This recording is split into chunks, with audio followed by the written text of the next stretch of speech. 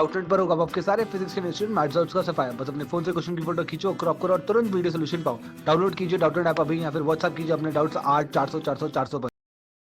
इस क्वेश्चन में हमें दिया गया है two particle y and z emitted by radioactive source at p make tracks in a chamber as illustrated in figure 1.134। ठीक है, a magnetic field acts downward into the paper.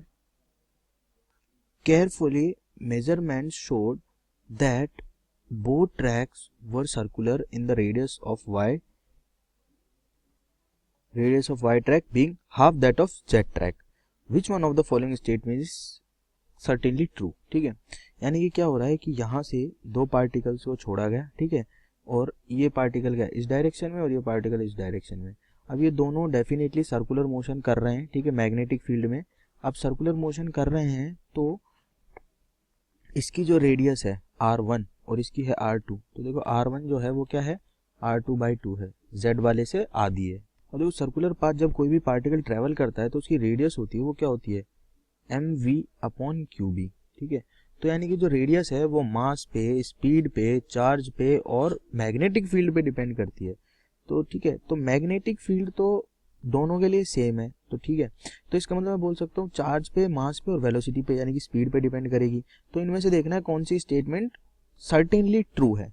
तो देखो ये दिया हुआ both particle y and z carried a positive charge. अब देखो दोनों के दोनों एक ही डायरेक्शन में सर्कुलर मोशन कर रहे हैं, एक ही डायरेक्शन में इनका जो रेडियस है एक ही डायरेक्शन की तरफ आ रहा है, यानी कि एक ही डायरेक्शन में मूव कर रहे हैं। इसका मतलब दोनों के पास चार्ज तो सेम है, यानी कि पॉजिटिव हो सकता है नेगेटिव हो सकता है। पॉजिटिव है ये कैसे पता चलेगा, ये पता चलेगा v क्रॉस b की डायरेक्शन से। देखो v इस डायरेक्शन में इस पॉइंट पे, b अंदर की तरफ पेपर के, तो v क्रॉस b अगर मैं करूंगा तो किधर आएगा, v क्रॉस b आपका आएगा v इधर और b अंदर, पेपर के अंदर की तरफ। ठीक है, तो v क्रॉस b करूंगा तो हमेशा इधर आएगा, ठीक है, v क्रॉस b करूंगा तो हमेशा इधर आएगा। इस पॉइंट पे देखो v इधर, ठीक है, और b पेपर के अंदर, ठीक है, तो v क्रॉस b किया, ठीक है, करके देखो अपने फिंगर्स को कल, तो इधर की तरफ आएगा। इसका मतलब ये डेफिनेटली इस तरह से मूव कर रहे हैं नीचे वाले मैग्नेटिक फील्ड में, तो डेफिनेटली ये बात तो ट्रू है कि इन दोनों के पास चार्ज जो है वो पॉजिटिव है।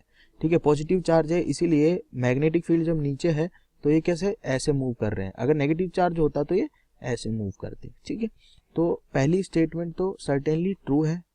अब मास के बारे में, ठीक है, जब पहली स्टेटमेंट जब ट्रू हो गई तो डेफिनेटली हमें बाकी स्टेटमेंट्स देखनी है। फिर भी हम एक बार इन पे नजर डाल देते हैं। Mass of the particle z was 1/2 that of the particle y, mass of the z particle was twice that of the particle y, charge of the particle z was charge of the particle y। अब देखो radius जो है वो मास, charge और speed तीनों पे depend करती है।